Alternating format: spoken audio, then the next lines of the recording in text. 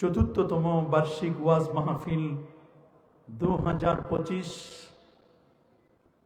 আজকের এই সমাপনী রজনীর সম্মানিত প্রধান মেহমান সদরে আঞ্জুমান আমির হিজবুল্লাহ আমির শরিয়াত ও তরিকত সরসিনা দরবার শরীফের গদ্দিনিশিন পীর আলহাজ আল্লামা মাওলানা মুফতি শাহ আবু নসর নসারউদ্দিন আহমদ হুসাইন মাদ্দাজিল্লাহুল আলী। আজকের মাহফিলের বিশেষ অতিথি সরসিনা শরীফের মরহুম হযরত পীর সাহেবজুর কেবলার ছোট সাহেব জাদা, সরসিনা দারুস সুন্নাত জামে নেসারিয়া দিনিয়ার সম্মানিত নায়েবে রইস, বাংলাদেশ জমিয়তে হিজবুল্লাহর সিনিয়র নায়েবে আমির শাহ আবু বকর মোহাম্মদ নেসারুল্লাহ, আমাদের ছোট হুজুর মাদ্দাজিল্লাহুল আলী। আজকের এই মাহফিলে যার আহ্বানে আমরা এসেছি, যার দাওয়াতে আমরা সাড়া দিয়েছি, জামিয়াতুল হাসনাইন আল ইসলামিয়ার সম্মানিত প্রতিষ্ঠাতা, যিনি শুধু এই বেলকুচি আজগরাতেই শুধু খেদমতের আঞ্জাম দিয়ে যাচ্ছেন না, যিনি সারা বাংলাদেশে যারা খেদমত চলমান রয়েছে, সরসিনা শরীফের মরহুম পীর সাহেব কেবলাদয় এবং বর্তমান হযরত পীর সাহেব কেবলার অত্যন্ত কাছের মানুষ, আমাদের সকলের শ্রদ্ধাভাজন, যিনি এই এলাকার মাটি ও মানুষের জন্য সবসময় যিনি কাজ করে যাচ্ছেন। এই এলাকার দ্বীনি ইদারা, দ্বীনি প্রতিষ্ঠান, স্কুল, কলেজ, বিশ্ববিদ্যালয় সহ বিভিন্ন প্রতিষ্ঠানে যার অবদান, অনস্বীকার্য অবদান রয়েছে, আলহাজ মোহাম্মদ আব্দুল সালাম ফকির সাহেব, দোয়া করুন আল্লাহ তাআলা তার হায়াতে তৈয়বা সিহাতে কুল্লিয়া নসিব করুন, বলি আমিন। এই মুহূর্তে মঞ্চপ্রবিষ্ট হাজারাত ওলামায়ে কেরাম, এই বেলকুচি উপজেলার শ্রদ্ধাভাজন ওলামায়ে কেরাম, মাদ্রাসা জামিয়াতুল হাসনাইন আল ইসলামিয়ার সম্মানিত আসাতিজায়ে কেরাম, এলাকার গণ্যমান্য ব্যক্তিবর্গ, এলাকার চাকরিজীবী ও ব্যবসায়ী ভাইয়েরা, যুবক বন্ধুরা, ছোট্ট সোনামণিরা, পর্দার আড়ালে অতি সম্মানিতা মা ও বোনেরা, আপনাদের সবাইকে অন্তরের অন্তঃস্থল থেকে জ্ঞাপন করছি মোবারকবাদ। প্রথমে শুকুর গুজার করছি সে মহান রবের দরবারে, যিনি আজকের এই দুদিন ব্যাপী মাহফিলের সমাপনী রজনীতে শত ব্যস্ততাকে পিছনে ফেলে আরামের ঘুমখানাকে হারাম করে দিয়ে একটি জান্নাতি পরিবেশে আলেম ওলামাদের সোহবতে আল্লাহর ওলির সাথে কিছু সময় কাটাবার, কোরআন এবং সুন্নাহ থেকে রিয়েল স্পিচ গুলো শ্রবণ করার লক্ষ্যে এখানে আসার ও বসার সুযোগটুকু নায়েত করলেন। আসুন আমরা সকলে সর্বোচ্চ শক্তি দিয়ে দারাজ কণ্ঠে প্রাণ খুলে দেল মন উজাড় করে হৃদয়ের সবটুকুন আবেগ আর অনুভূতিকে উচ্ছ্বাস করে হৃদয়ের বদ্ধ কপাট উন্মোচন করে দিয়ে ইসলামের বলে বলিয়ান হয়ে, ইসলামের তেজে তেজিয়ান হয়ে আকাশ ও বাতাসকে মুখরিত করি, রাতের নিস্তব্ধতাকে ভঙ্গ করে সিংহ শার্দুলের মতো আওয়াজ তুলে পুরোসজ্জিত কণ্ঠে, কণ্ঠের সাথে কণ্ঠ মিলিয়ে কালিমাতুর শুকর আদায় করে পড়ে নিচ্ছে আলহামদুলিল্লাহ। আরো যারা বলছে আলহামদুলিল্লাহ।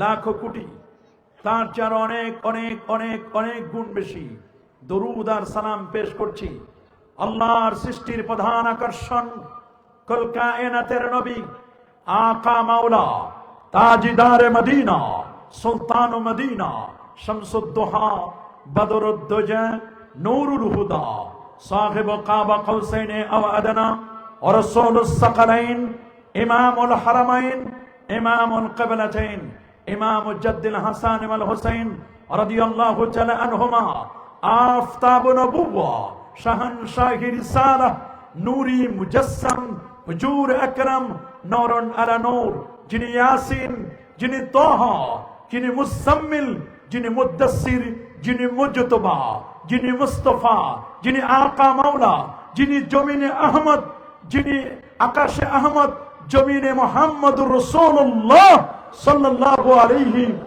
ওয়াসাল্লামের পর বিনা দরখাস্তে যে নবীর উম্মত হতে পেরেছি, আসুন আরেকটি বার শুকরিয়া আদায় করে পড়ে নিচ্ছি আলহামদুলিল্লাহ। সবাই বলছে আল্লাহু আকবার, নারায়ে তাকবীর। দুটো হাত উপরের দিকে দেখায় বলেন নারায়ে তাকবীর, নারায়ে তাকবীর, নারায়ে রিসালাত। জামিয়াতুল হাসনাইন আল ইসলামিয়া মাদ্রাসা, নারায়ে তাকবীর। পবিত্র ওয়াজ মাহফিল, সরসিনা দরবার শরীফ, সরসিনা শরীফের হযরত পীর সাহেব হুজুর কেবলা, নারায়ে তাকবীর। আলহামদুলিল্লাহ, আল্লাহ পাকের দরবারে আমরা শুকর গুজার করলাম। প্রিয় সুধী,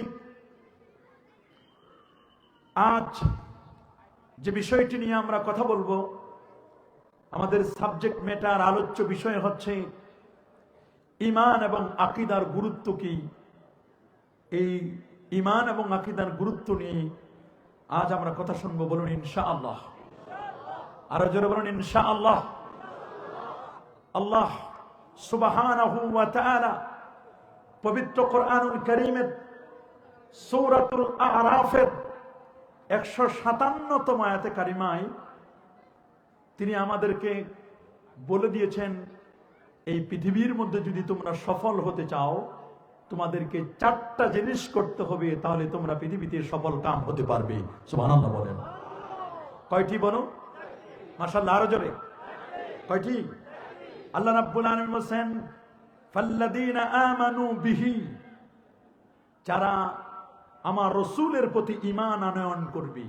এটা হলো প্রথম কাজ, রসুলের প্রতি ঈমান আনয়ন করা, এটা হলো প্রথম কাজ। বলেন রসুলের প্রতি ঈমান আনয়ন। 2 নম্বর হচ্ছে ওয়াজ্জারু, নবীজিকে যারা সম্মান করবে, তাকরীম করবে, রেসপেক্ট করবে, নবীকে যারা ইজ্জত করবে, এটা হলো দ্বিতীয় কাজ। তৃতীয় ওয়ানাসারু, নবীকে যারা জান মাল দিয়ে সাহায্য সহযোগিতা করবে, নবীর দ্বীনি ইদারা, নবীর প্রতিষ্ঠিত যেখানে নবীর আলোচনা হবে এমন প্রতিষ্ঠানগুলোকে জান মাল দিয়ে যারা সাহায্য করবে, এটা হলো তৃতীয় কাজ। আর 4 নম্বর কাজটা হচ্ছে ওয়াত্তাবিউন নূরাল্লাযী উনজিলা মা'আহ, নবীর প্রতি যে নূর নাজিল হয়েছে, কোরআনুল কারীম, ওয়াহী, সেই কোরআন মাজিদকে যে ব্যক্তি ইত্তিবা করবে, অনুসরণ করবে, এই 4টা কাজ যে করবে, আল্লাহ বলেন উলাইকা হুমুল মুফলিহুন, তারাই হচ্ছে সফল কাম। সুবহানাল্লাহ। আমি আজকে যে আয়াতটি তেলাওয়াত করেছি তার বাংলা তরজমা করলাম, তার আলোকে শুনবো সংক্ষিপ্ত আকারে তাফসীর আলোচনা ইনশাআল্লাহ। প্রিয় সুধী, আপনারা সকলে অবগত আছেন বর্তমান যুগটি এটি একটি অত্যাধুনিক যুগ। এটি এআই, জিমিনি, চ্যাটজিপিটি সহ বর্তমান অনলাইন এবং অফলাইনের জগতে যারা অত্যন্ত সোচ্চার, তারা ভালো করে বুঝেন বর্তমান যুগের মানুষগুলো লেটেস্ট এবং আপগ্রেড সফটওয়্যারগুলো ইনস্টল করে, মানুষ এখন আর পুরাতনের দিকে কেউ তাকায় না, মানুষ এখন সব নতুনত্বের দিকে চলে যাচ্ছে। নতুন জিনিস এখন মানুষ ডেলিভারি চাচ্ছে। কথা বলুন ঠিক কিনা? মনে রাখবেন, পৃথিবীতে যত কিছু নতুন সব ভালো, কিন্তু আমল, ঈমান, আকীদা এগুলো যত পুরাতন তত ভালো। আল্লাহু আকবার বলেন। ঈমানের ক্ষেত্রে নতুন খুঁজলে হবে না, আকীদার ক্ষেত্রে নতুন খুঁজলে হবে না। ঈমান, আকীদা, আমল পূর্বের জানা, কাদিম যুগের জানা, পুরাতনটাকে খুঁজতে হবে। কথা বলুন, যারা বলুন। আপনি শুনলে অবাক হবেন, আজ যে পৃথিবীতে আমরা বসা, এই পৃথিবীর বয়স 454 কোটি বছর। সুবহানাল্লাহ বলেন। কত? 454 কোটি বছর ধরে এই পৃথিবী চলছে। আল্লাহ সুবহানাহু ওয়া তাআলা 454 কোটি বছর ধরে এই পৃথিবী আবার চলছে। 51,01,05,000 বর্গ কিলোমিটারের বিশাল এই পৃথিবী, এই পৃথিবীতে 195টি রাষ্ট্র, এর মধ্যে 193টি সেই জাতিসংঘের সনদপ্রাপ্ত, 57টি ওআইসি ভুক্ত, 59টি মুসলিম দেশ। 59টি মুসলিম দেশে আল্লাহর কোরআন থাকবার কথা, প্রিয় নবীজির সুন্নতে মুআত্তারা, সুন্নতে মুতাহহারা, প্রেমময় ও সুগন্ধিময় সুন্নতগুলো থাকবার কথা। কিন্তু আপনারা শুনলে অবাক হবেন, আজকেই কোরআনের গবেষণা চলছে, নবীজির সুন্নতের গবেষণা চলছে এই পৃথিবীর 184টি রাষ্ট্রে। আল্লাহু আকবার বলেন, আর জোরে আল্লাহু আকবার। প্রিয় সুধী, একদল মানুষ উঠে পড়ে লেগেছে, ইসলাম হটাও, মুসলমানদেরকে বন্ধ করো, কোরআনের বাতিকে অফ করে দাও। খোদার কসম করে বলি, এই বিশ্ব জগৎ থেকে ইসলাম, মুসলমান আর আল্লাহর কোরআনকে কি কেউ কখনো মুখের ফুৎকার দিয়ে নিভিয়ে দিতে পারবে? হাত তুলে দেখাও, মুসলমান পারবে? আরো জোরে বলুন, পারবে? এটি কোন চেরাগ বাতির মতো নয়, এটি মোমবাতির মতো নয়, এটি কোন স্ফুলিঙ্গের মতো নয়, ফু দিলে নিভে যাবে। নো, ইউরিদুনা লিইউতফিউ নূরাল্লাহি বিআফওয়াহিহিম ওয়াল্লাহু মুতিম্মু নূরিহি ওয়ালাউ কারিহাল কাফিরুন। তারা চায় মুখের ফুৎকার দিয়ে ইসলামকে মিটিয়ে দিবে। আমার আল্লাহ বলছেন, ওয়াল্লাহু মুতিম্মু নূরি, আল্লাহ তার নূরকে পূর্ণতা দানকারী, ওয়ালাউ কারিহাল কাফিরুন, যদিও কাফির না এটিকে অপছন্দ করি। আল্লাহু আকবার বলেন। কি বলেন? ইসলামকে মিটানো যাবে? যারা ইসলামকে মিটাই দিতে চায় তাদের বড় বড় পণ্ডিত গুলো কোরআনের পরশেষে কালেমা পড়ে মুসলমান হচ্ছে। মুসলমানের সবচেয়ে বড় দুশ্মন হলো আমেরিকা। কথা বলেন, আমেরিকায় এমন কোন জুমার দিন বাকি নেই, জুমার নামাজের পরে 10 জন, 20 জন, 30 জন, 40 জন, 50 জন ভ্যাটিকান, ক্যাথলিক, খ্রিস্টান বাইবেল ছেড়ে দিচ্ছে। ওল্ড টেস্টামেন্ট, রামায়ণ, গীতা, জেন্দাপেস্তা, জুহা সব ছেড়ে দিয়ে আল্লাহর কোরআনকে বুকে জড়িয়ে ধরে কালিমা পড়ে মুসলমান হচ্ছে। আল্লাহু আকবার। গির্জাগুলোতে টুলেট লাগিয়ে দিয়েছে, ভাড়া হবে। মুসলমান সেই গির্জার টুলেট নামিয়ে তাওহীদের আজান, আল্লাহু আকবারের ধ্বনি দিয়ে গির্জাগুলোকে কিনে মুসলমান সেখানে মসজিদ বানিয়ে আজান দিচ্ছে, ইকামত দিচ্ছে, সেখানে নামাজ হচ্ছে। আল্লাহু আকবার। সেই দিন আর বেশি দিন নয়, 2050 সালে আমেরিকায় সবচেয়ে যে সংখ্যাগরিষ্ঠ জাতিটি হবে সেই জাতিটির নাম হচ্ছে মুসলমান। আল্লাহু আকবার বলেন। हम तो मुसलमान हैं, पीछे भागने वाले नहीं, सीनों में सामने सरनगो करने वाले नहीं। আমরা তো মুসলমানের জাত, আমরা পিছনে ফেরার জাত নয়, আমরা সামনে চলার জাত। সুবহানাল্লাহ বলেন। কবি আল্লামা ইকবাল বলেছেন, तौहीद की अमानत सीनों में है हमारे, ये आसान नहीं मिटा दो नामो निशाना हमारे। আল্লাহু আকবার। আমাদের সিনায় আছে তাওহীদ, শুধু তাওহীদ না, আমাদের সিনায় রয়েছে রিসালাত। যার সিনায় তাওহীদ আছে, রিসালাত আছে, এই সিনা থেকে কি কখনো ঈমানকে মিটাই দেওয়া যাবে? যাবে? ঈমানের পাওয়ার কত! সহিহ মুসলিম 6212 নম্বর হাদিস। আমার রাসূল জিজ্ঞেস করলেন, আইয়ুল খালকে আজাবু ইলাইকুম ঈমানা। আমার সাহাবীরা বলো তো, এই পৃথিবীতে কাদের ঈমানটা তোমাদের কাছে আশ্চর্য মনে হয়? সুবহানাল্লাহ বলেন, আল্লাহু আকবার বলেন। বলো তো আমার সাহাবীরা, এই পৃথিবীর মধ্যে আল্লাহর সৃষ্টি জগতের মধ্যে কাদের ঈমানটা আশ্চর্য মনে হয়? সাহাবীরা বলল, ইয়া রাসূলুল্লাহ, আমরা মনে করি ফেরেশতাদের ঈমানটা আশ্চর্যের। কাদের? বলেন না কাদের? ফেরেশতাদের ঈমান। আমাদের ঈমান তো জোয়ার হয়, ভাটা হয়, মাহফিলে আসলে একরকম, গানের প্যান্ডেলে গেলে আরেক রকম। কথা বলেন। আমাদের কখনো জোয়ার কখনো ভাটা। আর ফেরেশতাদের ইমানের কোনো জোয়ার নাই, ভাটা নাই।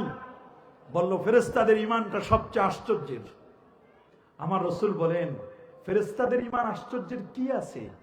ওরা তো আল্লাহর কাছাকাছি থাকে, আল্লাহর কত কুদরত দেখে, কত ক্ষমতা দেখে, এতে আশ্চর্যের আমি কিছুই মনে করি না। আমার রাসূল বললেন, না, তোমাদের উত্তর সঠিক হয় নাই। বলো তো নেক্সট, তোমরা কাদের ইমানটাকে আশ্চর্য মনে করো? সাহাবায়ে কেরাম বললেন, ইয়া রাসূলুল্লাহ, তাহলে ফেরেশতাদের ইমান যদি আশ্চর্যের না হয়, তাহলে আমরা মনে করি নবী রাসূলদের ইমানটা মনে হয় আশ্চর্যের হবে। সুবহানাল্লাহ বলেন। তা আমার নবী মুস্কি হাসি দিলেন। আরে বাবা, আমার রাসূল যখন মুস্কি হাসি দিতেন, যখন কথা বলতেন, দাঁতের ফাঁক দিয়ে খালি নূর চমকাইতো। আল্লাহু আকবার। আল্লাহ নবীর সাথে একবার যদি কেউ মুসাফা করত, 40 দিন পর্যন্ত হাতে ঘ্রাণ পাওয়া যেত। নবী যদি কোন রাস্তা দিয়ে যেতেন, জিপিআরএস লাগতো না, অটোমেটিক গোলাপের ঘ্রাণে বোঝা যেত এই রাস্তা দিয়ে আমার রাসূল হেঁটে গেছেন।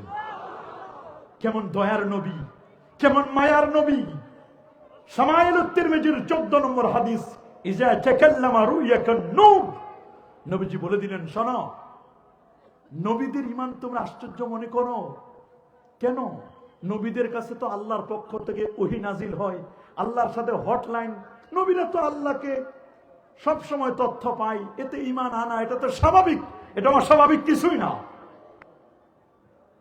তখন সাহাবায়ে কেরাম বললেন, ইয়া রাসূলুল্লাহ, তাহলে কাদের ইমানটা আমরা আশ্চর্য মনে করব? তাহলে তো মনে করি যে আমাদের ইমানটা মনে হয় আশ্চর্যের। ফেরেশতার ইমান যেহেতু আশ্চর্যের হলো না, নবী রাসূলদেরটা আশ্চর্য হলো না, তাহলে আশ্চর্য হবে আমাদের ইমানটা। তা আমার রাসূল বললেন, শোনো, তোমাদের ইমান আবার আশ্চর্যের কি আছে? আমি রাসূলুল্লাহ তো তোমাদের সামনে আছি, তোমরা আমারে দেখো, আমার মুজিজা দেখো। জিবরিল আমিন আসে আমার কাছে, জিবরিল তো একবার নয়, দুবার নয়, 24,000 বার আমার দরবারে আসছে জিবরিল। 600 নূরের পাখা। জিবরিলকে দেখো, আমার উপর যখন ওহী নাজিল হয় আমি ঘেমে যাই, বুঝতে পারো তোমরা। আমার মুজিজা দেখো, নবীর আঙ্গুল মোবারক থেকে যখন টপ টপ করে পানি পড়তো, তখন নবীর আঙ্গুলের পানি দিয়ে 1700 সাহাবী উযু করে নিছে। আল্লাহু আকবার বলেন। এগুলো দেখে তোমরা ঈমান আনবা, এটা তো স্বাভাবিক, এখানে আশ্চর্যের কি আছে? সাহাবায়ে কেরাম ওরা একেবারে নিচু করে ফেলেন মাথা, বলেন, হুজুর, তাহলে কাদের ঈমান আশ্চর্য? কাদেরটা আপনি মনে করেন আশ্চর্যের ঈমান? নবীজি বলেন, তোমাদের পরে আমার একদল উম্মত, আখিরি জামানার উম্মত। নবীজি আমাদের দিকে ইঙ্গিত করে বলেছেন। আরো যারা বলেন আল্লাহু আকবার। নবীজি বলেছেন, শুনুন, এই পৃথিবীর মধ্যে এমন একটি দল হবে যারা আমাকে দেখবে না, আল্লাহকেও দেখে নাই, আমাকেও দেখবে না, ফেরেশতাদেরকেও দেখে নাই, সাহাবায়ে কেরাম তোমাদেরকেও দেখবে না। ওদের কাছে শুধু আল্লাহর কোরআন থাকবে, কোরআন মাজিদটা থাকবে। এই কোরআনটা তারা দেখবে, কোরআন মাজিদ তেলাওয়াত করবে, আল্লাহর পরিচয় জানবে, নবীর কথা শুনবে, সাহাবীদের কথা শুনবে। এরা দেখে নাই। এরা যদি আমাকে দেখতো রে লাউরাউনি, তারা যদি আমাকে দেখতো, তাদের জান মাল, টাকা পয়সা, অর্থ করি সবকিছুর বিনিময়ে হলেও আমি রাসূলুল্লাহর সাথে তারা দেখা করত। আচ্ছা, আপনারা যদি শুনেন যে আল্লাহর নবী আমেরিকায় আছে, অথবা আল্লাহর নবী মদিনা শরীফে সবার সাথে মুসাফা করতেছে, আমার তো মনে হয় কিডনি বিক্রি করে হলেও মানুষ আল্লাহ নবীর জিয়ারতে যাবে। কি বলেন আপনারা, যাবে না? হাত তুলে দেখান, যাবেন না? নারায়ে তাকবীর, নারায়ে রিসালাত। চিন্তা করতে পারেন, নবীজি কিন্তু আমাদের কথা বললেন যে তোমাদের ঈমানটা আশ্চর্যের। সুবহানাল্লাহ, আল্লাহু আকবার বলেন। আমাদের ঈমানটা আশ্চর্যের। ফাল্লাযীনা আমানু বিহি, যারা ঈমান আনয়ন করবে আমার উপর, নবীর উপর ঈমান। নবীর উপর ঈমানের আগে তো আল্লাহর উপর ঈমান আনতে হবে। আল্লাহ রাব্বুল আলামিন বলে দিয়েছেন, ইন্নাল্লাযীনা আমানু ওয়া আমিলুস সালিহাতি কানাত লাহুম জান্নাতুল ফিরদাউসে নুজুলা খালিদিনা ফিহা।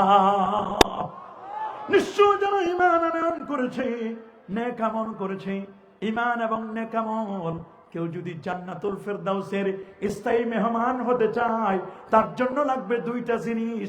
একটা হলো ঈমান, বলেন প্রথমটা কি? আর দ্বিতীয়টার নাম হলো নেক আমল। আমল আপনার মন মতো হলে হবে না, আমলটা হতে হবে আল্লাহ এবং আল্লাহ রসুলের তরিকায়। রসুলের তরিকা আমল হবে কার তরিকায়? আল্লাহর নির্দেশে রসুলের তরিকায় আমলটা হবে। নিজের মন মতো আমল করলে হবে না। মন মতো যারা আমল করে তারা গোমরাহ। বলেন তারা কি? তারা গোমরাহ, তারা পথভ্রষ্ট। আপনাকে মনে রাখতে হবে, আমরা যদি স্থায়ী জান্নাতুল ফেরদাউসের মেহমান হতে চাই, লাগবে কয়টা জিনিস? এক নম্বর মাশাআল্লাহ, এক নম্বর। দুই নম্বর নেক আমল। দুই নম্বর কি? আর আসমান জমিনের বরকত যদি পেতে চান, সেখানেও লাগবে দুইটা জিনিস। একটা হলো ঈমান, আরেকটা হলো তাকওয়া। সূরাতুল আরাফের 96 নম্বরে আল্লাহ জানান দিচ্ছেন, ওয়ালাউ আন্না আহলাল কুরা আমানু ওয়াত্তাকাউ লাফাতাহনা আলাইহিম বারাকাতিম মিনাস সামাই ওয়াল আরদ। আল্লাহু আকবার। যদি জনপদের মানুষগুলো, এই আজা করার ভাইরা, যদি আপনারা দুইটা জিনিস আল্লাহকে দিতে পারেন, আমার আল্লাহ নবমণ্ডল আর ভূমণ্ডল, আসমান আর জমিনের যত বরকত আছে, বরকতের সব দরজা খুলে দিবেন। যদি দুইটা জিনিস দিতে পারেন, আল্লাহ বলেন একটার নাম হলো ঈমান, আরেকটার নাম হলো তাকওয়া। সুবহানাল্লাহ বলেন। বলেন একটার নাম কি? মাশাআল্লাহ। একটার নাম কি? আরেকটা তাকওয়া। তাকওয়া, তাকওয়া। রাসূল বলেন আত-তাকওয়া হাহুনা, আত-তাকওয়া হাহুনা, আত-তাকওয়া হাহুনা। সুম্মা আশারা ইলা সাদরিহি। বামদুদের দুই আঙুল নিচে এই জায়গায় থাকে তাকওয়া। কে তালুকদার, কে জমিদার, কে চেয়ারম্যান, কে মেম্বার, কে এমপি, কে মন্ত্রী, আমার আল্লাহ বলেন এগুলো আমার ধর্তব্য নয়। ইয়া আইয়ুহান নাস ইন্না খালাকনাকুম মিন যাকারিন ওয়া উনসা ওয়া জাআলনাকুম শুউবান ওয়া কাবাইলা লিতাআরাফু ইন্না আকরামাকুম ইনদাল্লাহি আতকাকুম। যিনি যত বড় মুত্তাকি, সেই লোকটা আমি রাসূলুল্লাহ বলে দিয়েছেন। রাসূল আপনি বলে দেন, আমার আল্লাহ বলেন যে যত বড় মুত্তাকি, ওই লোকটা আমার কাছে তত বড় সম্মানী। আমরা কি আল্লাহর কাছে সম্মানী হতে চাই? মর্যাদাবান হতে চাই? কারা কারা চান হাত তুলে দেখান। মর্যাদাবান হতে চাই? তাহলে লাগবে তাকওয়া, তাকওয়া, তাকওয়া। আর তাকওয়া যদি কারো অর্জিত হয়, আল্লাহ তাআলা যত আপদ বিপদ আছে সব দূর করে আল্লাহ তার জন্য এক্সিট, বের হওয়ার রাস্তা আল্লাহ বের করে দিবেন। এত অঢেল পরিমাণে রিজিক দিবেন, আপনি সেটা কল্পনা করতে পারবেন না। সূরাতুত তালাকে আল্লাহ জানান দিচ্ছেন, ওয়া মান ইয়াত্তাকিল্লাহ ইয়াজআল লাহু মাখরাজা ওয়া ইয়ারযুকুহু। আল্লাহু আকবার বলেন।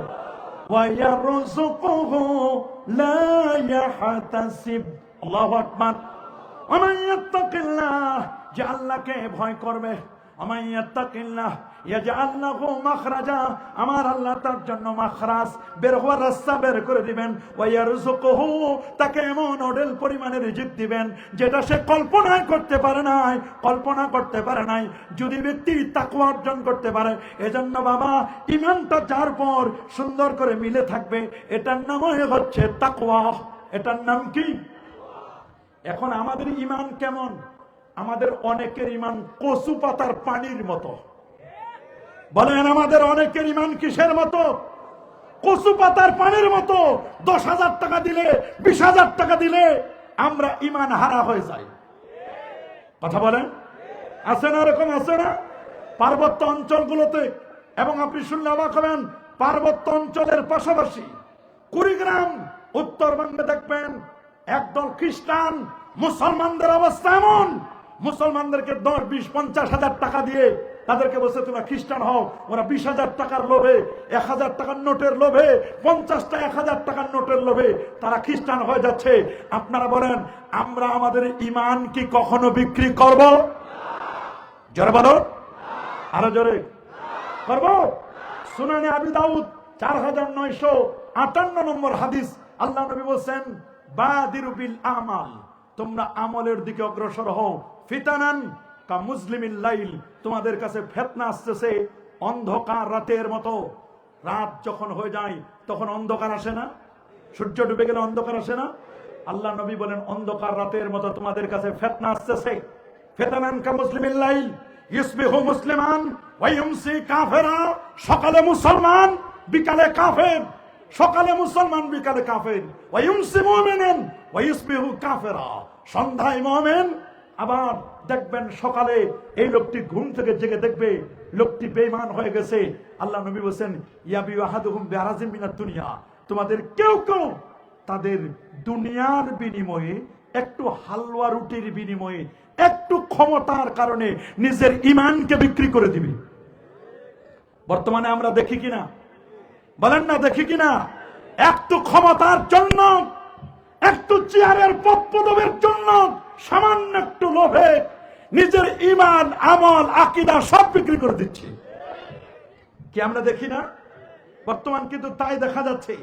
মানুষ হালুয়া রুটির, সরকারের হালুয়া রুটির ভাগ নেওয়ার জন্য নিজের ঈমানটারে কেমনে বিক্রি করবে, কেমনে বিক্রি করবে, সারাক্ষণ শুধু এই চিন্তা করে কেমনে একটু সরকারের মদত পাবে, এই চেষ্টা করতেছে। আমরা কি কখনো ঈমান বিক্রি করব? করব? রাসূলুল্লাহ বলেন ওয়াইন হুররাক্তা, যদি তোমাকে আগুনের মধ্যে পুড়িয়ে ফেলা হয়, ওয়াইন কুতিলতা, যদি তোমাকে হত্যাও করা হয়, তবুও তুমি ঈমান ছাড়বে? ছাড়বে? আমরা ঈমান ছাড়বো? আল্লাহ রাব্বুল আলামিন বলেন ইন্নাল্লাযীনা ক্বালু রাব্বুনাল্লাহ সুম্মা ইসতাকামু তাতানাজ্জালু আলাইহিমুল মালায়েকা আল্লা তাখাফু ওয়া লা তাহজানু ওয়া আবশিরু বিল জান্নাহ। আল্লাহু আকবার। ইন্নাল্লাযীনা ক্বালু, নিশ্চয় যারা বলবে রব্বুনা, আমাদের রব কে? হাতটা উঁচু করে বলেন আমাদের রব কে? আরো জোরে, আমাদের রব কে? ইন্নাল্লাযীনা ক্বালু রাব্বুনাল্লাহ, যারা বলে আমাদের রব হচ্ছে আল্লাহ, এটা শুধু ভাষা ভাষা নয়, মুখে মুখে নয়, সুম্মা ইসতাকামু, এরপরে ইস্তেকামাত থাকতে হবে, মজবুতি, মজবুত করে ধরতে হবে। ইস্তেকামাত, আল ইস্তেকামাতু ফাওকা আলফি কারামাত, ইস্তেকামাত থাকা হাজারো কারামতের চেয়ে উত্তম। সুবহানাল্লাহ বলেন। ইস্তেকামাত থাকবে, মজবুত থাকবে। আল্লাহ বলেন এই সময় লোকটি টেনশন করবে, আহারে আমি তো মরে যাব, আমি তো চলে যাব, আমার এই প্রতিষ্ঠান কে দেখবে, কে আমার ছেলে মেয়েদের দেখবে, কে আমার এগুলো চালাবে, কে? উনি যখন টেনশন করবে তখন মরজে মৌতের সময়, ইন্তেকালের মুহূর্তে আমার আল্লাহ সুবহানাহু ওয়া তাআলা তাতানাজ্জালু আলাইহিমুল মালায়েকা, একদল ফেরেশতা আল্লাহ নাজিল করবেন, ফেরেশতা পাঠাই দিবেন। সুবহানাল্লাহ বলেন। কি পাঠাবেন? ফেরেশতা পাঠাবেন মরজে মৌতের সময়, ইন্তেকালের সময় অভয় বানিয়ে দিবে। এভাবে বলবে আল্লা তাখাফু ওয়া লা তাহজানু ওয়া আবশিরু বিল জান্নাহ। সুবহানাল্লাহ। আল্লাহ তাখাফু, ফেরেশতা এসে ভয় বানিয়ে দিবে। আল্লাহ তাখাফু, ভয় নাই, দুনিয়াতে কোনো ভয় নাই। আল্লাহ তাখাফু ওয়া লা তাহজানু, কোনো চিন্তা করো না। ওয়া আবশিরু বিল জান্নাহ, তুমি জান্নাতের সুসংবাদ গ্রহণ করো। আমরা এই দুনিয়ায় বসে যদি জান্নাতের সুসংবাদ নিতে চাই, আমাদের ঈমানের ইস্তেকামাত লাগবে, ঈমানের মজবুতি লাগবে, ঈমানের মজবুতি লাগবে। ঈমানের মজবুতি হবে আকীদার উপরে। বলেন কিসের উপরে? আরো জোরে, সবার মুখে। ঈমান যার উপর ডিপেন্ড করবে, ঈমান যার উপর নির্ভর করবে, এটার নাম হলো আকীদা। কি নাম? আমি যদি আপনাদেরকে জিজ্ঞেস করি, দেখি তো আপনারা বলতে পারেন কিনা, আমাদের ঈমানের পার্ট কয়টা? আঙ্গুল দুইটা দেখাই দিছি, বলেন কয়টা? সবাই বলেন আরো জোরে। ঈমানের পার্ট কয়টা? প্রথম পার্ট হলো তাওহীদ। বলেন প্রথম পার্ট তাওহীদ। বলেন প্রথম পার্ট। দ্বিতীয় পার্ট হলো রিসালাত। সুবহানাল্লাহ বলেন। প্রথম পার্ট কি? দ্বিতীয় পার্ট রিসালাত। তাওহীদ হলো লা ইলাহা ইল্লাল্লাহ, তাওহীদ কি লা ইলাহা, এটুকুন হলো তাওহীদ। সুবহানাল্লাহ বলেন। এটুকুন কি তাওহীদ। আর মুহাম্মদুর রাসূলুল্লাহ সাল্লাল্লাহু আলাইহি ওয়াসাল্লাম এইটুকুন হলো রিসালাত। আচ্ছা আপনারা বলেন, আল্লাহ ছাড়া কোনো মাবুদ নাই, এই কথাটা কি আল্লাহ আপনাদেরকে এসে বলে গেছেন? আমাদেরকে বলে গেছেন? আল্লাহ বলছেন?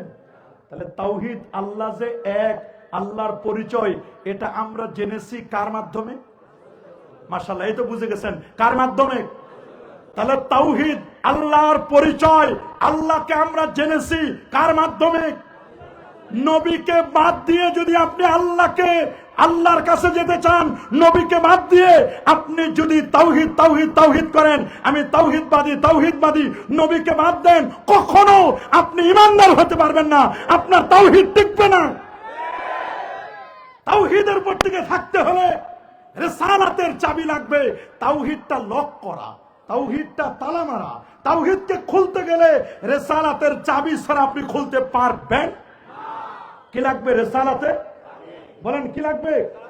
রিসালাতের চাবি। তাওহীদ লক, এটা লক করে দিয়েছে, তালা মারা। আপনি তাওহীদকে যদি ওপেন করতে চান, তাওহীদটাকে খুলতে চান, লাগবে কি? মাশাআল্লাহ, কি লাগবে?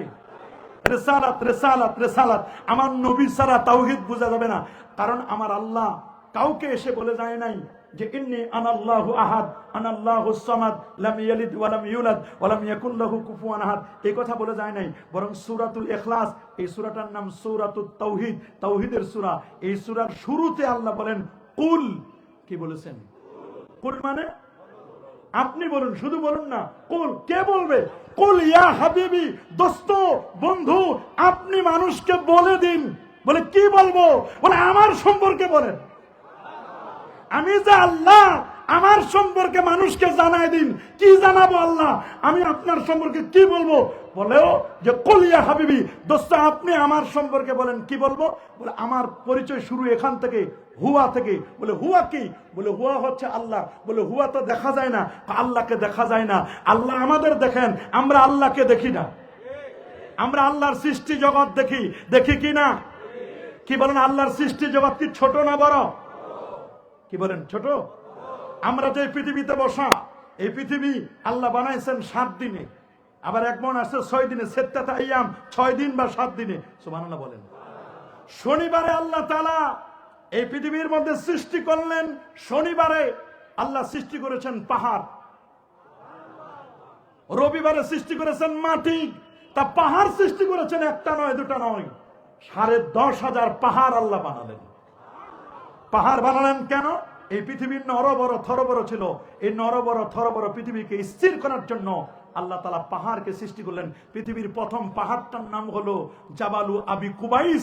এটা মক্কা শরীফে বাদশার বাড়ি যেখানে, ওইটা পৃথিবীর প্রথম পাহাড়। এটা সমস্ত পাহাড়ের মূল হলো ওইটা। সুবহানাল্লাহ বলে। তাহলে পৃথিবীর পাহাড়ের মূল কি? জাবালু আবি কুবাইস। পৃথিবীর শহরগুলোর শ্রেষ্ঠ শহর কি? উম্মুল কুরা হলো মক্কা। বলেন উম্মুল কুরা, মক্কার নাম কি? উম্মুন মানে মা, মা মানে আসল। উম্মুন মানে কি? মা, মা মানে আসল, মূল। মূল কুরা মানে কারিয়ার বহুবচন। শহরের মূল হলো মক্কা, কারণ ওখানে আছে আল্লাহর ঘর, খানায়ে কাবা। আল্লাহু আকবার। আরে বাবা, ইন্না আউওয়ালা বাইতি উদিয়া লিন-নাস লাল্লাযী বিবাক্কাতা মুবারাকা হুদাল লিল আলামিন। এটা বিশ্ব জগতের মানুষের জন্য হেদায়েত। গত কয়েকদিন আগে রিপোর্ট দিল, গত কিছুদিন আগে বসে স্যাটেলাইট থেকে ফিট করে উপর থেকে দেখেছে, পত্রিকা আসছে যে 2টা আলো উপর থেকে দেখা যায়। সুনিতা উলিয়াম বলেছে, আমি মঙ্গল গ্রহে গেলাম। সুনিতা উলিয়াম, যিনি এত বড় পণ্ডিত একজন, যিনি মহাকাশ বিজয়ী একজন নারী, মঙ্গল গ্রহ বিজয়ী নারী, সুনিতা উলিয়াম বলল, আমি পৃথিবী থেকে যখন 51,000 কিলোমিটার উপর থেকে পৃথিবীর দিকে তাকাতে চাইলাম, দেখি না পৃথিবীর কোনো কিছু দেখা যায় কিনা। তিনি বলেন 51,000 কিলোমিটার উপর থেকে আমি পৃথিবীর দিকে তাকায় দেখলাম পৃথিবীর কিচ্ছু দেখা যায় কিনা। তিনি বলেন গোটা পৃথিবী অন্ধকারাচ্ছন্ন, কিছুই দেখা যায় না, কিছুই দেখা যায় না, কিন্তু আমি দেখতেছি রে দুই জায়গার দুটো নূর, দুটো লাইট, দুটো আলো উপরের দিকে যেতে যেতে আল্লাহর আরশ পর্যন্ত চলে যাচ্ছে। আল্লাহু আকবার। তিনি বলেন আমি টেলিস্কোপের মাধ্যমে, রেডিও টেলিস্কোপের মাধ্যমে আমি দেখলাম ওই আলো দুটা, রে দুটা কথাকার আলোগুলো খুঁজতে খুঁজতে খুঁজতে খুঁজতে আমি দেখলাম একটা আলো হলো আল্লাহর ঘর খানে কাবার আলো। ওরে যেই জায়গায় 1 রাকাত নামাজ পড়লে 1 লক্ষ রাকাতের সওয়াব। আর আরেকটা আলো দেখলাম নূর নবী, আলোকিত নবী, হায়াতুন নবী। আপনারা বলেন আমার নবী কি মরে পচে গলে শেষ? না রে বাবা, আমার নবী মরে পচে গলে শেষ হয়ে যায় নাই। আমার নবী আপন রওজা মুবারাকায় তিনি হায়াতুন নবী, তিনি জিন্দা নবী। সুবহানাল্লাহ বলেন। লক্ষ লক্ষ হাজী সাহেবরা তারা হজ করতে গিয়ে একসাথে কত হাজী, প্রায় 40 থেকে 50 লক্ষ হাজী যখন হজ করতে যায়, আপনারা বলেন একজন মানুষও পাবেন না, একজন হাজীও পাবেন না যারা জান্নাতুল বাকি কবর জিয়ারত করে না। আল্লাহু আকবার। আমার নবীর রওজা জিয়ারত করে না। মনে রাখবেন বাবা, কবর জিয়ারত এটা সুন্নাহ। এখানে গোরস্থান আছে না? হাজী সাহেব বলছে পিছনে গোরস্থান আছে। সুবহানাল্লাহ বলেন। কবর রে কবর, আকার নাই উকার নাই ঋষিকার নাই, কবর কবর একেবারে সিম্পল, কিন্তু যত সিম্পল লিখতে রে তত সিম্পল না। আমার রাসূল বলেন কবরের চাপ সবচেয়ে বড় কঠিন চাপ। আউয়ালু মানজিলিম মিন মানাজিলিল আখিরা, আখিরাতের প্রথম মঞ্জিলটার নাম হলো কবর। আল্লাহ রাসূল বলেন ইস্তানজিহু আনিল বাউল, তোমরা প্রস্রাব থেকে বেঁচে থাকো। ফাইন্না আম্মাতা আযাবিল কবরি মিনহু, অধিকাংশ কবরের আযাব প্রস্রাবের কারণে হয়। কিসের কারণে?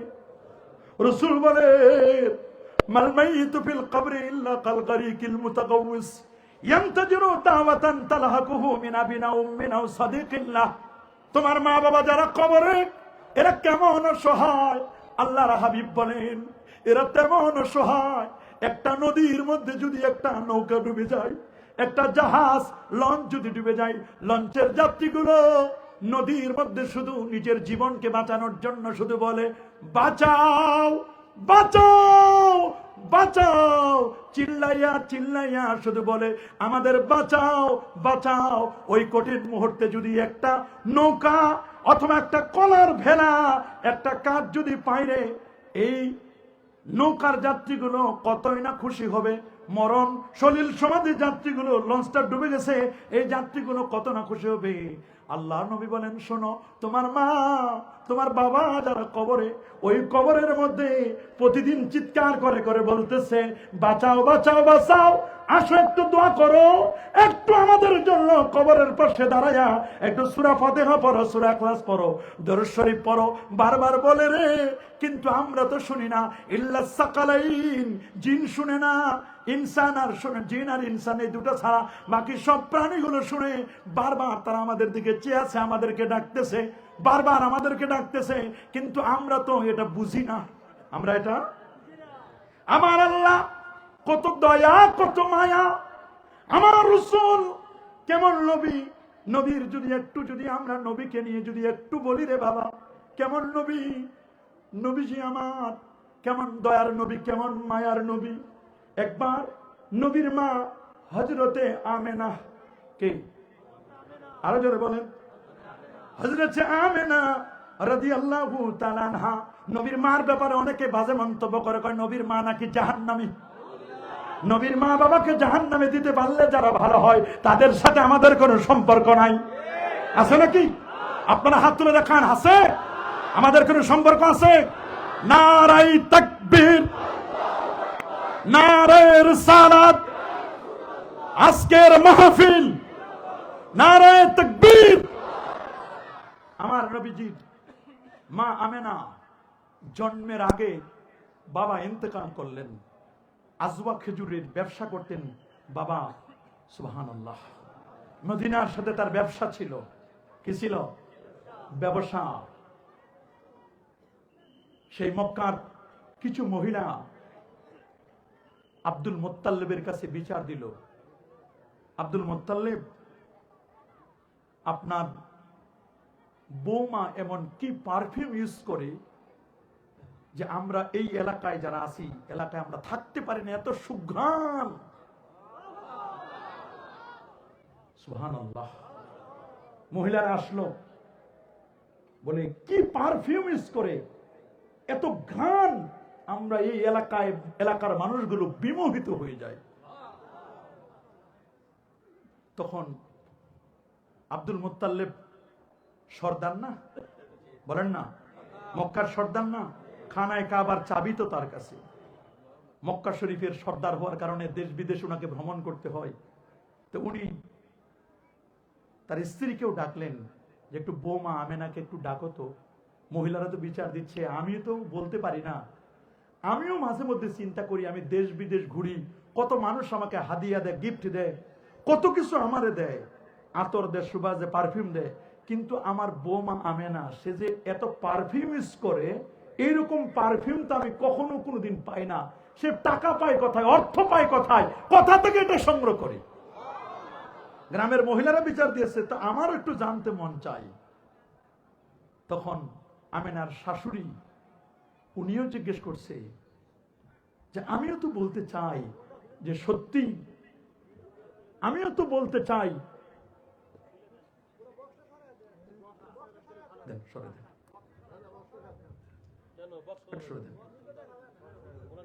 আমিও তো একটু জানতে চাই, দেন একটু সরে দেন, আমিও তো একটু জানতে চাই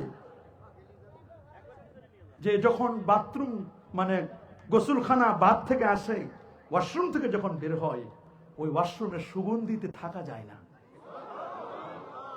আল্লাহু আকবার, আরো জোরে বলুন আল্লাহু আকবার। এক পর্যায়ে আব্দুল মুত্তালিব ডাকলেন বৌমা আমেনাকে, আমেনা কি হয়েছে একটু বলো তো, এরাও তো অনেক কথা বলে, কি হয়েছে তোমার? তখন আব্দুল মুত্তালিবকে বললেন, আমার নিজের কোনো ক্রেডিট না, যেদিন থেকে আমার পেটের মধ্যে আমি বুঝতে পারছি যে আমার সন্তান আছে, ওই দিন থেকে আমি যে থুতুগুলো ফেলি, আমার থুতু থেকে মেস্কের ঘ্রাণ বের হয়। আল্লাহু আকবার। আমার থুতু থেকে মেস্কের ঘ্রাণ বের হয়। আমি যে রুমে থাকি, রুমের দেওয়ালগুলো থেকে মিস্ক আম্বরের ঘ্রাণ বের হয়। আমি যদি কোথাও পানি আনার জন্য যাই কোনো কূপে, কূপের পানি অটোমেটিক, বালতি ফেলার লাগে না, অটোমেটিক উপরে উঠে আসে। আমি যখন পাথরে যখন পা রাখবো, পাথর আর পাথর থাকে না, এটা তুলোর মতো নরম হয়ে যায়। আমার কোনো ক্রেডিট না। আমাকে প্রতি রাতে এক একজন নবী রাসূল এক একজন এসে আমাকে সুসংবাদ জানায়, তোমার পেটে খায়রুল বারিয়া, সৃষ্টির সেরা যিনি, তিনি তোমার পেটে আছেন। আল্লাহু আকবার। কবি বলেছেন, ওয়া আহসানু মিনকা লাম তারা কাত্তু আইনি ওয়া আজমালু মিনকা লাম তালিদিন নিসা খলাকতা মুবাররাআম মিন কুল্লি আইবিন কান্নাকা কাদ খুলিকতা কামা তাশা। এমন নবী, দয়ার নবী, মায়ার নবী, তিনি যেদিন জন্ম নিলেন রে, জন্মের পরে 2500 দূরের বিল্ডিং পর্যন্ত তার নূরে আলোয় আলোকময় হয়েছিল। কেমন নবী!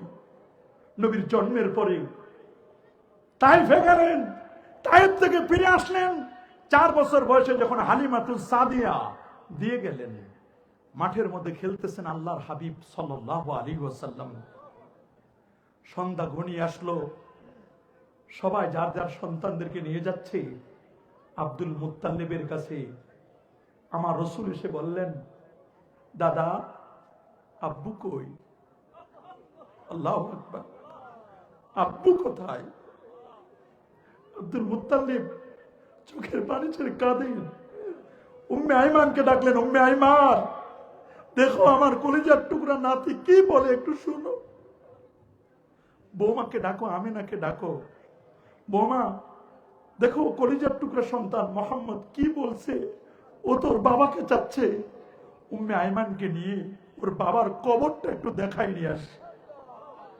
উম্মে আইমান, তুমি একটু আমিনার সাথে গিয়ে বাবার কবরটা একটু দেখে আসো। কবর, আমার রাসূল কতবার কবর জিয়ারত করেছেন। সহিহ মুসলিমের বর্ণনা, মাররা বিকবরাইন, আমার নবী দুটো কবরের পাশ দিয়ে যাচ্ছিলেন। নবীজি যে খচ্চরের উপর চলে যাচ্ছিলেন, নবীজি বলেন এখানে থেমে যাও, এখানে দুটো কবর আছে। সাহাবীরা বলল, হুজুর কবরের কোনো চিহ্ন নাই। নবী বলেন না, কবর আছে। মুরব্বীদের জিজ্ঞেস করো। মুরব্বীদেরকে জিজ্ঞেস করা হলো কবর। মুরব্বীরা বলল হ্যাঁ, এখানে দুটো কবর আছে, দুটো কবর আছে। নবীজি বলেন কবর দুটোতে আযাব হচ্ছে, খুব বেশি কোনো কারণে নয়। একটা কবরে আযাব হচ্ছে, লোকটা ইয়ামশিন নামিমা, চগলখড়ি করতো, এর কথা এর কাছে, এর কথা এর কাছে, এর কথা এর কাছে, একজনের কথা আরেকজনের কাছে লাগাই দিত। এই লোকটা এই জন্য কবরে আযাব হচ্ছে। আরেকজন প্রস্রাব থেকে পবিত্রতা অর্জন করতো না, পূর্ণভাবে পবিত্রতা অর্জন করতো না, এই জন্য তার কবরে আযাব হচ্ছে। আল্লাহ নবী নিজে একটা খেজুরের ডাল ভেঙে এনে দুটো টুকরো করে দুটো কবরে ঘিরে দিলেন। বলেন আশা করা যায় কবরে আযাব আল্লাহ মাফ করে দিবেন। তাহলে বলেন কবরের আযাব আছে না নাই? আরো জোরে আছে না? উম্মে আইমান আমার রাসূলকে কোলে নিয়ে, আমেনাকে সাথে নিয়ে যাচ্ছেন, আল্লাহর হাবিবকে সাথে নিয়ে। আমেনার কলিজা ছিঁড়ে যাচ্ছে। দীর্ঘদিন পর স্বামীর কবর দেখবে, আব্দুল্লাহর কবর, আব্দুল্লাহর কবর দেখবে দীর্ঘদিন পর। যেতে যেতে যেতে যেতে যেতে যেতে কবরের কাছে যখন আসলো, আমার রাসূল বাবার কবরের পাশে কয়েক ঘন্টা দাঁড়িয়ে কি কি যেন পড়তেছেন। আল্লাহু আকবার, কি কি যেন পড়তেছেন। ঠিক এমন একটি মুহূর্তে আমেনা বললেন, উম্মে আইমান আমার কপালে একটু হাত দিয়ে দেখ, আমার কপালটা ঘেমে যাচ্ছে, শরীর আমার গরম হয়ে গেছে, আমার জ্বর আসছে মনে হয়। উম্মে আইমান, আমি মনে হয় বেশি দিন বাঁচবো না। স্বামীর কবরের কথা শুনে, স্বামীর কবর দেখে ভিতরে ঢেউ খেলতেছি। এক পর্যায়ে উম্মে আইমানকে বললেন, আমার কলিজার টুকরা, আমার মুহাম্মদরে একটু বুকে দে, আমি একটু জোড়ায় ধরে ওরে একটু চুমু খাই। উম্মে আইমান আমার রাসূলকে যখন আমেনার কোলে দিলেন, আমেনা কপালে চুমু খেলেন, গালে চুমু খেলেন। চুমু খাওয়ার এক পর্যায়ে বললেন, উম্মে আইমান আমার এই কলিজার টুকরা সন্তানটাকে ওর দাদা আব্দুল মুত্তালিবের কাছে দিয়ে আসবে। আমি মনে হয় আর বাঁচবো না, আমার মনে হয় আর বেশি দিন টিকবো না, হয়তোবা আর আমি মক্কায় ফিরে যাব না। আমরা দেখলাম সত্যি আমার রাসূলের আম্মা জান হযরতে আমেনা তিনি তো দুনিয়া থেকে বিদায় নিলেন। আমরা হাজী সাহেবরা যখন মাকবারাত উম্মে রাসূলিল্লাহ সাল্লাল্লাহু আলাইহি ওয়াসাল্লাম, আমার নবীর রোজার পাশে যায় হাজিরা যেমন কাঁদে, আমার রাসূলের আম্মা জানের কবরটা সিম্পল কবর, শুধু একটা পাথর দেওয়া, লেখা আছে মাকবারাতু উম্মিনা রাসূলিল্লাহ সাল্লাল্লাহু আলাইহি ওয়াসাল্লাম, আমাদের নবীর আম্মা জানের কবর। কবর সিম্পল। এখন তো কবর নিয়ে ব্যবসা চলে। বলেন কবর নিয়ে কি চলে? এখন কবর নিয়ে ব্যবসা চলে, কবর নিয়ে ব্যবসা চলে। কবর ব্যবসার জায়গা নয়, মাজার নিয়ে ব্যবসা চলে। এমন ভণ্ড পীর আছে, নামাজ নাই, রোজা নাই, হজ নাই, যাকাত নাই, তরিকা নাই, তাসাউফ নাই, লিবাস নাই, পোশাক নাই, সিরাত নাই, সুরত নাই, আদব নাই, আখলাক নাই। আছে মদ, জুয়া, গাঁজা, ইয়াবা, বাবা, হিরোইন, ফেন্সিডিল, একতারা, দোতারা, সেতারা, আউল, বাউল, ফাউল, নাচানাচি, গাজার গন্ধ লাল সালু ঘুরাই দিছে, আর ওই মাজারটাকে ব্যবসা কেন্দ্র বানাইছে। ওগুলো পীর নয়, ভণ্ড প্রতারক। এদের সাথে আমাদের কোন সম্পর্ক? হাত তুলে দেখান, এদের সাথে আমাদের কোন সম্পর্ক? আরো যারা বলেন কোন সম্পর্ক?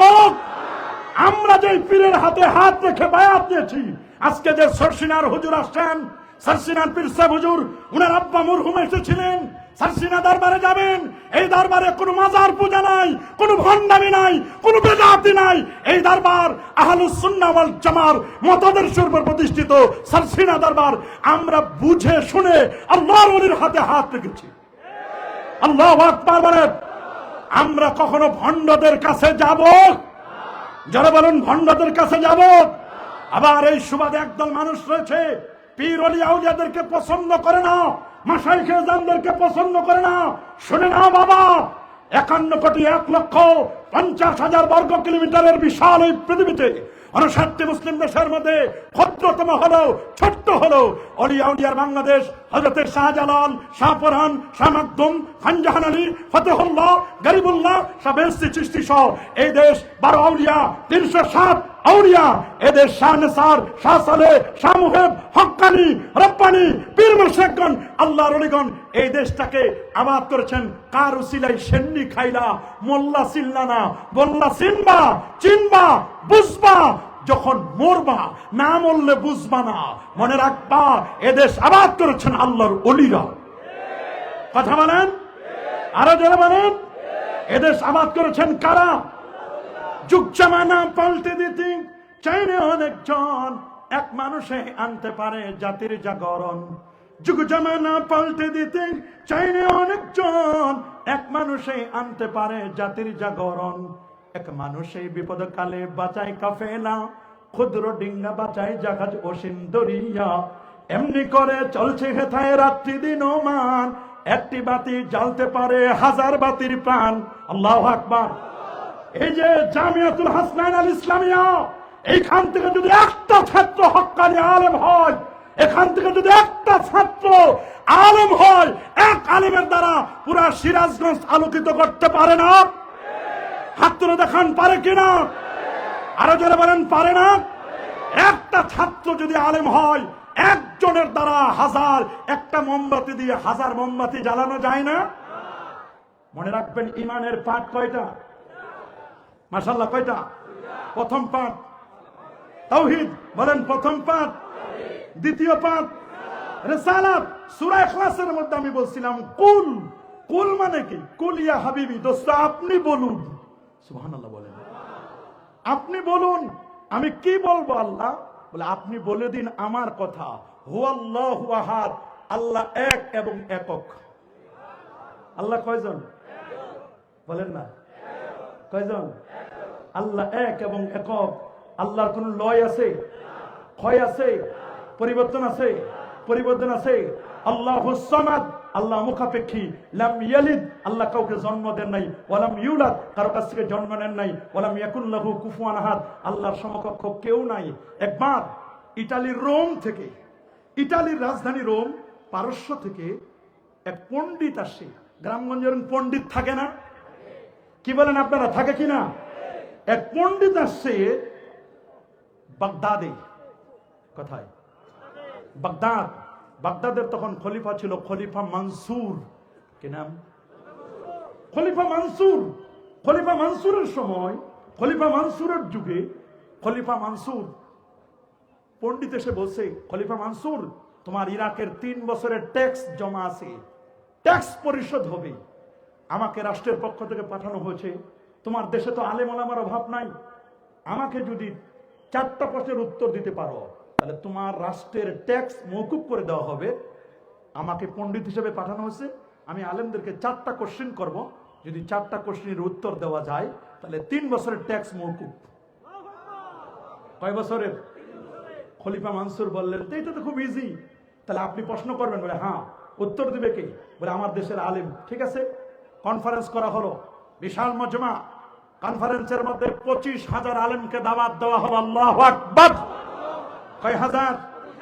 25,000 আলেমকে দাওয়াত দেওয়া হলো। 25,000 আলেমকে দাওয়াত দেওয়ার পরে 25,000 আলেম বসা, আর পণ্ডিত মশাই তিনি এক এক করে 4টা প্রশ্ন করলেন। কয়টা? 25,000 আলেম কোরআন দিয়ে সুন্নাহ দিয়ে দলিল দিচ্ছেন, কিন্তু দলিলগুলো তার পণ্ডিত্য মন মতো হয় না, জুৎসই হয় না। পণ্ডিতের যেভাবে বোঝা দরকার ওইভাবে সে বুঝে না। এক পর্যায়ে মজমা ভেঙ্গে যাওয়ার পালা। তখন এক কোণা থেকে, 25,000 আলেমের মধ্য থেকে একটি কোণা থেকে একজন আলেম উনি উঠে এসে খলিফা মনসুরকে বলেন, খলিফা মনসুর, এরা তো অনেক উত্তর দিল, পণ্ডিত মশাই তো বুঝে না, রাষ্ট্রের ট্যাক্সও তো মাফ হবে না, আমাকে একটু 5টা মিনিট সময় দেওয়া যাবে? আমি উত্তর দিব, কারো উত্তর লাগবে না। জিজ্ঞেস করা হলো কোন থেকে যে লোকটি উঠে এসেছিলেন, তিনি অন্য কেউ নয়, আমাদের মাযহাবের যিনি ইমাম, ইমামুল আজম আবু হানিফা নুমান ইবনে সাবিত রাদিয়াল্লাহু তাআলা। আল্লাহু আকবার। আমাদের মাযহাবের যিনি ইমাম, যিনি আল্লাহর কোরআন থেকে 12,70,971টা মাসআলা বের করেছিলেন,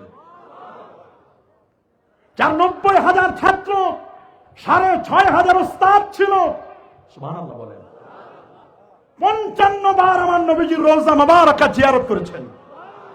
এখন তো সমাজের মধ্যে পণ্ডিত বাইর হয়েছে, ওরা মক্কা শরীফে যায়, মিনা যায়, মুজদালিফা যায়, আরাফা যায়।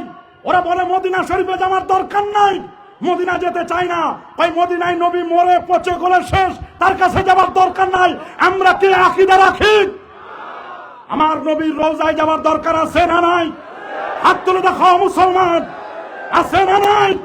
আমরা বিশ্বাস করি কিনা আমার রাসূল মদিনা মুনাওয়ারায় তিনি হায়াতুন নবী, তিনি মৃত্যুর সাধন করলে আপন রোজায় তিনি হায়াতুন নবী, তিনি উম্মতের সালাম শুনেন না? সুনানে আবি দাউদের হাদিস, মা মিন আবদিন ইসাল্লিমু আলাইয়া ইল্লা রাদ্দাল্লাহু আলাইয়া রূহি হাত্তা রুদ্দা আলাইহিস সালাম। আমার কোন উম্মত পৃথিবীর যে কোনো প্রান্ত থেকে আমি রাসূলুল্লাহকে সালাম দিলে আমি নবী নিজ কানে তার সালাম শুনি, আমার সালাম আমার কাছে পৌঁছানো হয় এবং আমি তার সালামের জবাবও দেই। আল্লাহু আকবার বলেন। অনেকেই মদিনা শরীফ যেতে চায় না। মনে রাখবেন, ভালো লাগার জায়গা হচ্ছে মদিনা, ভালোবাসার জায়গা কোথায়? কবি সুন্দর করে বলে দিয়েছেন, ইয়াসরিব নামে ছিলে তুমি অলক্ষণের দেশ, বড়ই মারাত্মক যে ছিল তোমার পরিবেশ। নবীর ছোঁয়া লেগে তুমি সোনার মদিনা, সব ভুলিব কিন্তু তোমায়, আহা সব ভুলিব কিন্তু তোমায়, সব ভুলিব কিন্তু তোমায়। কে বলেন আমার নবীকে কি ভুলা যায়? উম্মতি নবীকে কখনো ভুলতে পারে? কখনো ভুলতে পারে না। আল্লাহ নবী নিজেই বলেছেন, আনা হাইয়ুন ফি কবরি, আমি নবী আপন কবরে আমার রওজায় জিন্দা।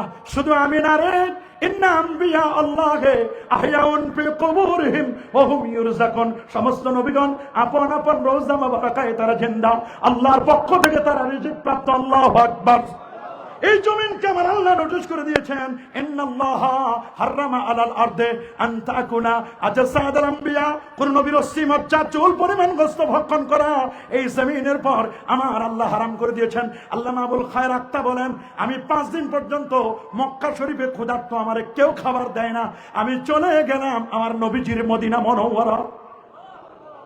যদিও মদিনা অনেক দূরে রে, মুমিনের কাছে মদিনা দূরে না। কি বলেন, মুমিনের কাছে কি মদিনা শরীফ দূরে? না না না, মুমিনের কাছে মদিনা শরীফ দূরে না। এজন্য কবি বলেছেন, সোনার মদিনা বহু দূরে কিন্তু মদিনাওয়ালা আমার অন্তরে, আমার অন্তর জুড়ে মদিনা গাছে রে, ওই মদিনা কেমনে যাব পথ চিনি না রে। কি মদিনা শরীফ যাইতে মন চাই? কার কার চাই হাত তুলে দেখাও মুসলমান। কি মদিনা মুনাওয়ারায় যেতে মন চাই? কেন যাবেন না? কেন যাবেন না? কেন আপনি যাবেন না মদিনা মুনাওয়ারায়? আবুল খায়র আল আক্তা বলেন, 5 দিন পর্যন্ত ক্ষুধার্ত মক্কা শরীফে আমার কোনো কেউ খাবার দিল না। আমি চলে গেলাম আমার নবীর মদিনা মুনাওয়ারায়, রাসূলুল্লাহ রওজায় গিয়ে আমি সালাম দিলাম। আল ওয়াফাউল ওয়াফা, ওয়াফাউল ওয়াফা, ওয়াফাউল ওয়াফা বিআখবারি দারিল মুস্তাফা কিতাবের 2য় খণ্ড 254 পৃষ্ঠার মধ্যে ইমাম সামহুদি নকল করেছেন। আল্লামা আবুল খায়র আক্তা বলেন, 5 দিন পর রাসূলের রওজায় গিয়ে সালাম দিয়ে তাহাজ্জুদের নামাজ পড়ে 100 বার দরুদ শরীফ পড়ে আমি মদিনা শরীফের পাশে আমি ঘুমিয়ে পড়লাম। আমি রাতের বেলায় স্বপ্ন দেখছি। আরে বাবা, আমার রাসূলকে স্বপ্নে দেখা যায় কি যায় না? যারা বলেন যায় কি যায় না? আমাদের পীর মুর্শিদ বলে গেছেন, হুজুর কেবলা হুজুর বলে গেছেন, শর্ষিনার হুজুর বলে গেছেন, বাবা এশার নামাজের পর দিলটা যদি সাফ হয় রে, খাবারটা যদি হালাল হয়, কলবটা যদি তোমার সঠিক থাকে রে, এশার নামাজের পরে যদি 100 বার দরুদ শরীফ পড়ো, চক্ষু দুটো বন্ধ করে যদি মদিনা মুনাওয়ারায় নবীর রওজার দিকে যদি তুমি খেয়াল করো, দিলটা যদি সাফ হয় রে, খাবারটা যদি হালাল হয়, রাতের বেলায় ঘুমের ঘরে স্বপ্নে নবীর জিয়ারত পাবে। রাসূল বলে দিয়েছেন, মান রানি ফিল মানামে ফাকাদ রানি হাক্কা লিআন্না শাইতানা লা ইয়াতামাসসালু বি।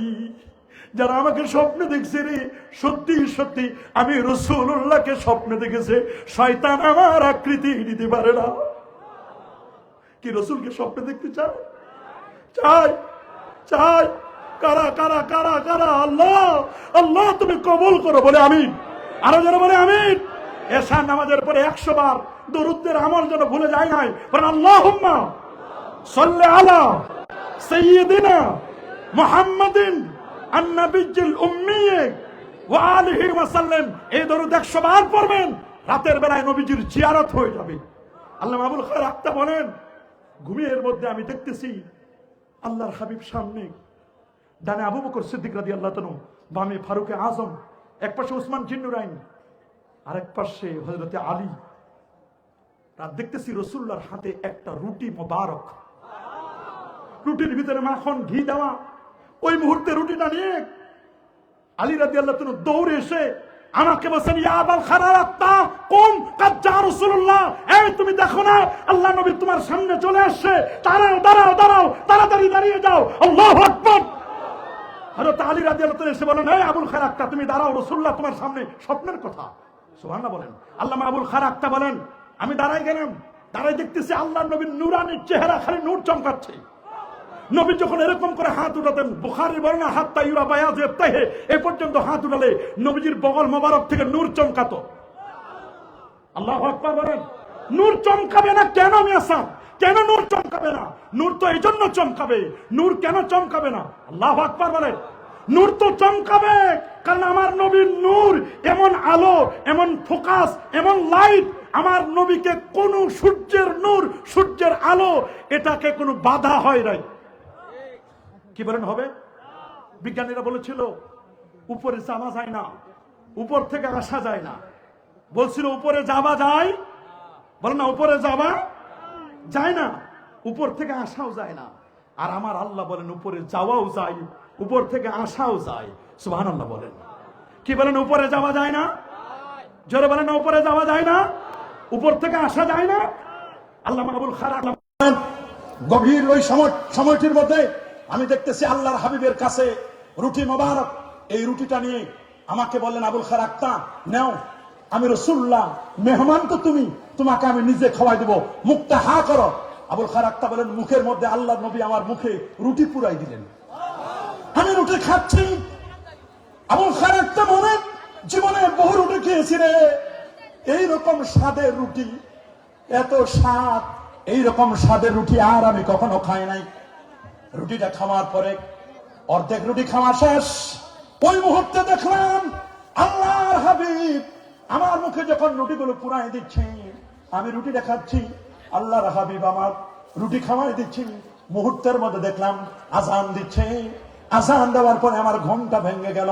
ঘুমের মধ্যে যে রুটি খাচ্ছিলাম রে, কসম আল্লাহ, ঘুমের মধ্যে যে রুটি খাচ্ছিলাম, আমি দেখলাম ঘুম থেকে জাগার পরে বাকি অর্ধেক রুটি মোবারকটা আমার হাতের মধ্যে আছে। আল্লাহু আকবার। কেমন নবী, কেমন নবী! ওরা বলছে উপরে যাওয়া যায় না, উপর থেকে আসা যায় না। আমার আল্লাহ বলেন উপরে যাওয়াও যায়, উপর থেকে আসাও যায়। সুবহানাল্লাহ বলেন। বলে উপর থেকে নেমেছেন এমন প্রমাণ, বলে উপর থেকে নেমেছেন আদম এবং হাওয়া, আদম এবং হাওয়া। আলহামদুলিল্লাহ, এই এলাকার যিনি বিএনপির পক্ষ থেকে যিনি